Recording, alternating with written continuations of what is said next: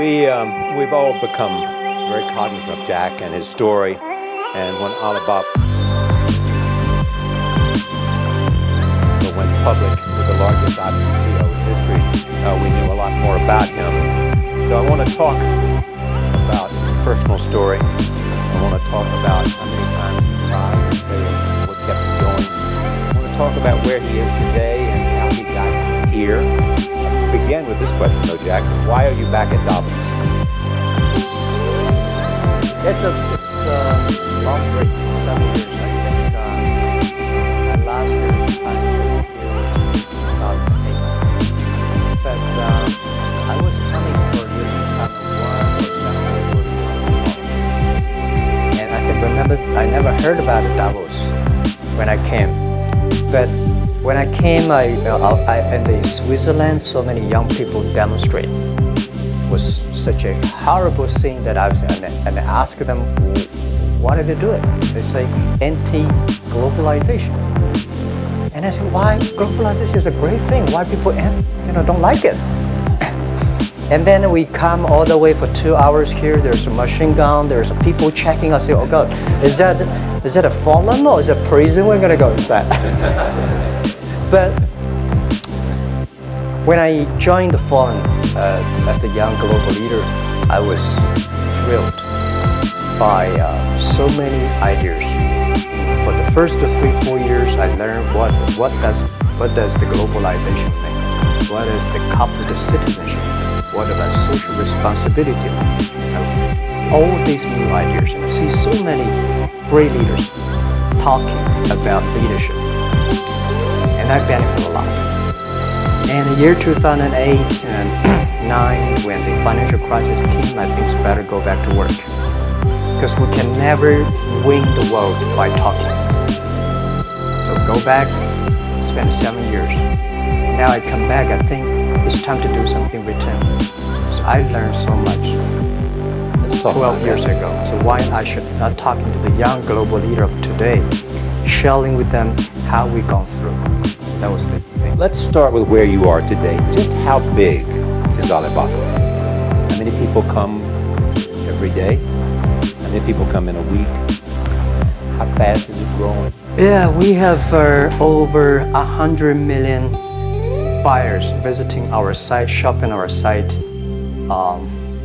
every day. And we created 100 million every day. We created 14 million jobs for China, directly and indirectly. And we grow from 18 people to 30,000 people, 18 people in my apartment, to now we have 4 big campus.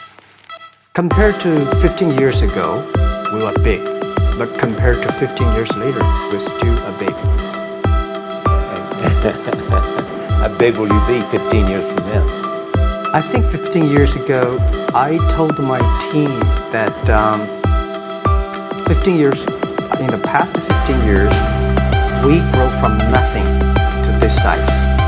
And 15 years later, I want people to see know about Alibaba, know Taobao, because it's already everywhere. I want 15 years ago when we talk about what is e-commerce, why small business can use this e-commerce, use internet, can do business across the nation. And I hope 15 years later, people forget about e-commerce because they think it's like electricity. Nobody thinks it's a high tech today. This is something that I don't want 15 years later. We still walk on the street talking about why and how e-commerce can help people. Tried to get into 3 colleges. Each time they rejected. Oh, I tried. There's examination that young people, if you want to go to university, you have to take the examinations. So I failed 3 times. I had a lot of fail. I failed for funny things that I failed a key primary school test for 2 times, and I failed 3 times for the middle schools. And you will never believe in Hangzhou, my city, there's only 1 middle school that lasts only 1 year. It was changed from primary school to middle school because our graduates of our school no middle school accept us because we were too bad. They would become a middle school. What effect did it have being rejected?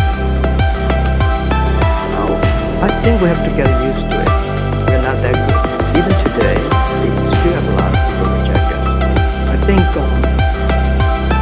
when I graduate from universities, and before for 3 years I tried to fill in the universities. So I applied jobs for 30 times, got rejected.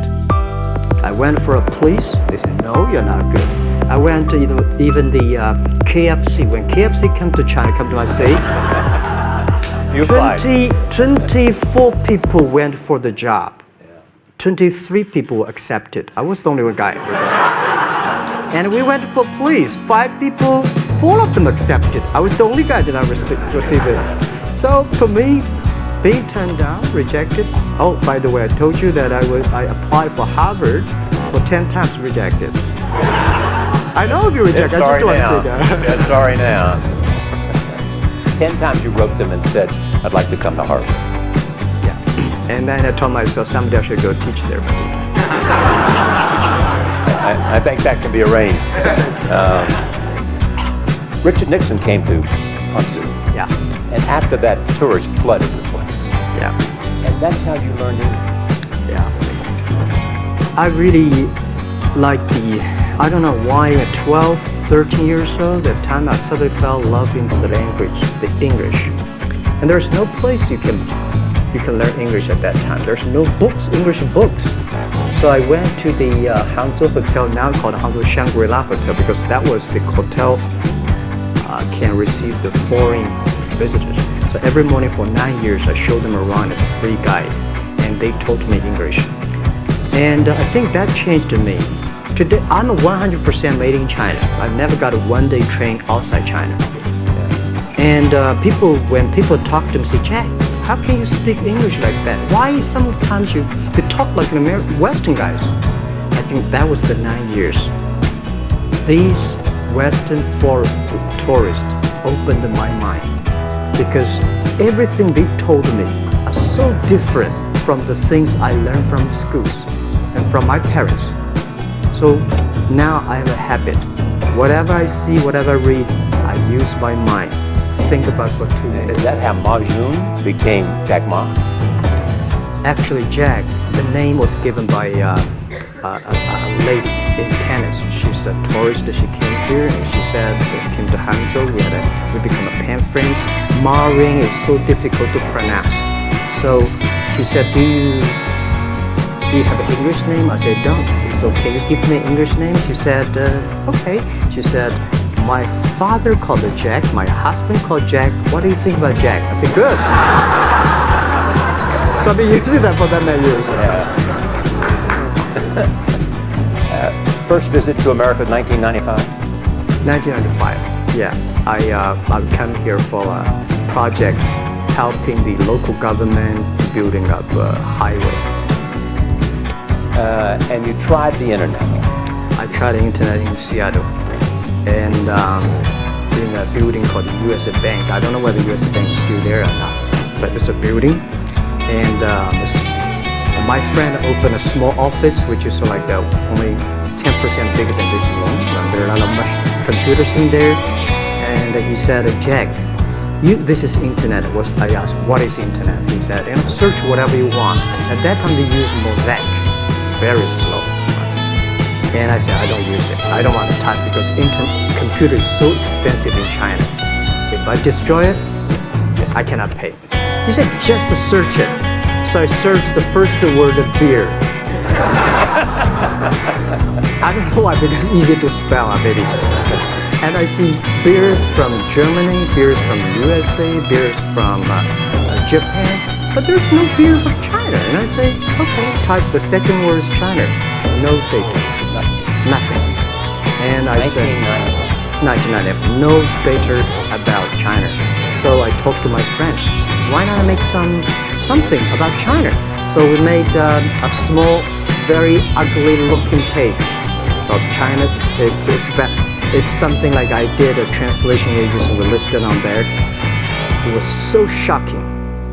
We launched at 9:40 in the morning. 12:30, I got a phone call from my friend. He said, Jack, you know, you got 5 emails.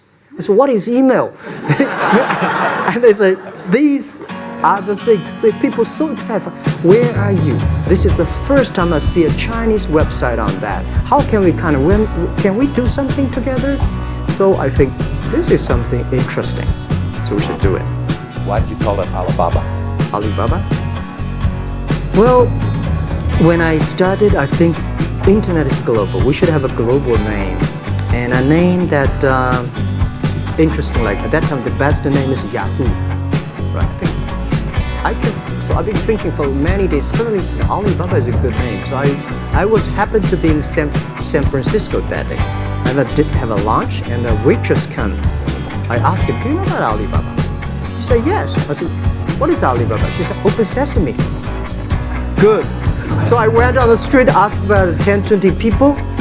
They all know about Alibaba, 40 Thieves, and Open Sesame. And I think this is a good name. And start with A. Whatever you talk about, Alibaba is always top. You have said before that in creating Alibaba, you had to create trust. Yeah. Because people in China were used to face-to-face. How did you create trust? I think because we started about doing business on the internet. I don't know you, you don't know me. So how can you do things online unless you're trusted? So for e-commerce, the most important thing was trust. I think when I first went to USA for raising money, talking to venture capitalists, a lot of people say, oh, Jack, no. China doing business by the guanxi. How can you do business on internet? And I know that without the trust system, the credit system, it's impossible to do business. So we in the past 14 years, everything we do is trying to build up the trust system, the record system. Well, Charlie, you know, I'm so proud of today. When I talk to young today in China and in the world, people don't trust each other. The government and people and media and everybody think, this guy's cheating. But because of e-commerce, we finish 60 million transactions every day. People don't know each other. I don't know you, I send products to you. You don't know me, you wire the money to me. And I don't know you, I give a person a package, I don't know him. He took something to cross the ocean, cross the river, and said, this is the trust. We have at least 60 million trust happening every day. But you created it by creating an escrow account in the beginning. Yep. You know, and so keep the money until they got the product.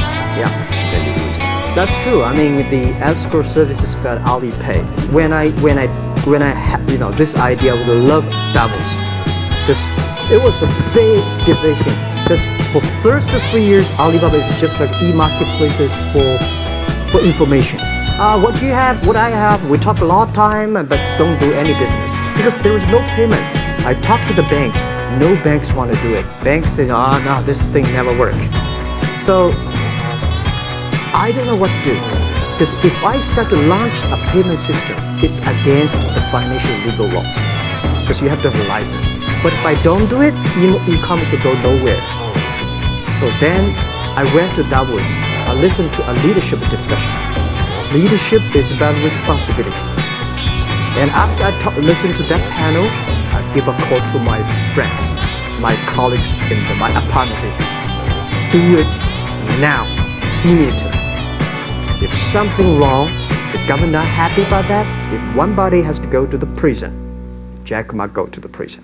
Because it is so important for China, for the world, to build up the trust system. And if you did not do it, I said, and do not do it properly, stealing money, money wash, no trust record, I send you to the prison. So that was the thing. And people don't like it. So many people I talked to at that time for Alipay, they say, this is the stupidest idea you have ever got. But I say, I don't wear the stupid clever as long as people use it. Now we have 800 million people using this Alipay. Stupid things if you do whatever is better. Alipay is a privately held thing. It's not part of Alibaba. No, it's a Let me private. talk about money for a second. Yeah. You have never gotten money from the Chinese government? No. None. I want it at the beginning, and later I don't want it because I think if the company always think about picking money from out of the government pockets, that company is rubbish.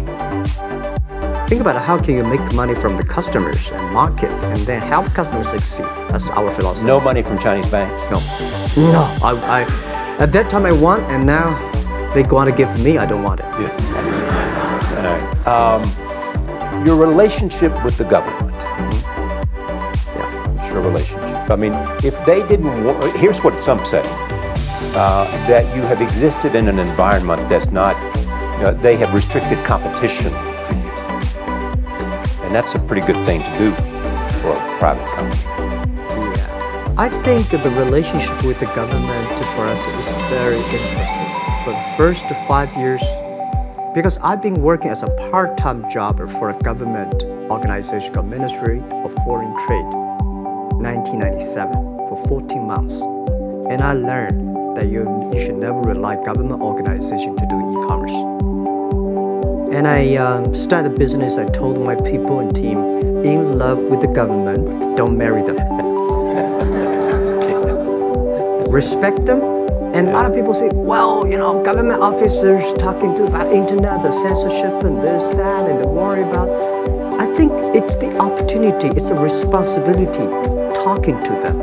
Tell them how internet can help. So you tell them we create jobs. Oh yeah, I think a lot of people debate and fight against them. And in the first 12 years, anybody come to my office, I sit down, talking to them, how we can help the economy, how we can create jobs, why China will improve by the internet. I think because internet that time is new to any government. And if you convince somebody, and you have the chance. So today I'm very talkative. That probably this is why I talk to so many people.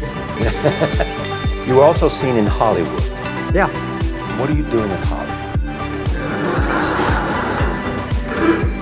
Well, I like the Hollywood innovation and the digital.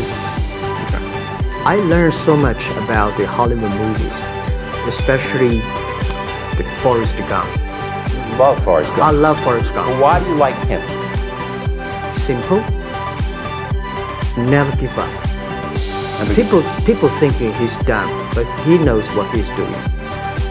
And I was very depressed the day, year 2002 or 3 in the States. When a bit earlier than that. I was very depressed when I could not find out a way for the internet.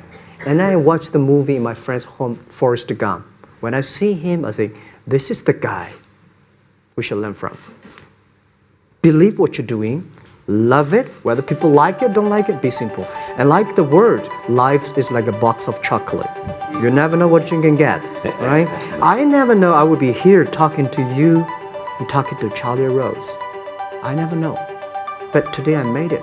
I told my people in my apartment 15 years ago, guys, we have to work hard, not for ourselves. If we can be successful, 80% of the young people in China can be successful. We don't have a rich father, powerful uncle. We don't have $1 from bank, 1 cent from government. Just work as a team. So what do you worry about? I worry about it today. Young people, a lot of young people lose hope, lose vision, and start to complain. Because we also have the same period. Because when it's not a good feeling being rejected by so many people. We also depressed, but at least later we find that the world has a lot of opportunity. How you see the world, how you catch the opportunity.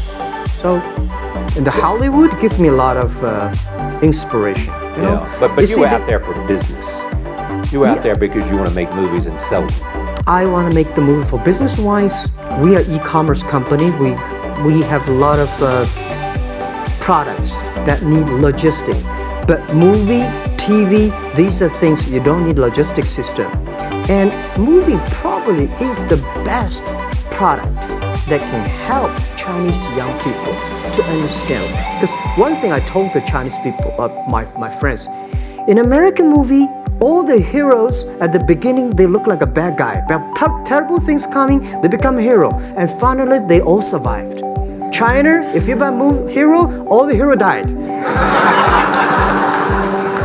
So, because only dead people become the hero. So nobody want to be the hero. So you want to change the Chinese definition of hero? Yeah, I want to say hero. Today we have so many heroes live in this world.